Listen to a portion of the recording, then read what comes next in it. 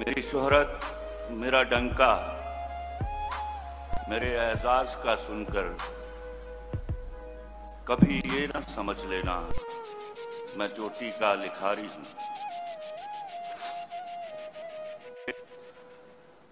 میری شہرت میرا ڈنکا میرے اعزاز کا سن کر کبھی یہ نہ سمجھ لینا میں چوٹی کا لکھاری ہوں۔ میں بزنس مین ہوں جانم، میں چھوٹا سا بیوپاری ہوں۔ میری آڑت کے برسوں سے جو مہنگے دام بکتا ہے میرے غم کا سودا ہے۔ میری آڑت پہ برسوں سے جو مہنگے دام بکتا ہے وہ تیرے غم کا سودا ہے۔ تیری آنکھیں تیرے آنسو تیری چاہت تیرے جذبے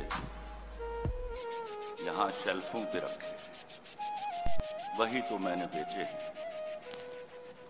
تمہاری بات چھڑ جائے تو باتیں بیچ دیتا ہوں، ضرورت کچھ زیادہ ہو تو یادیں بیچ دیتا ہوں۔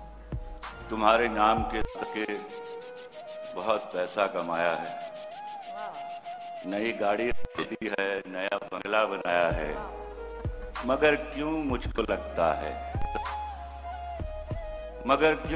لگتا ہے میرے اندر کا بیوپاری تمہیں کو بیچ آیا ہے۔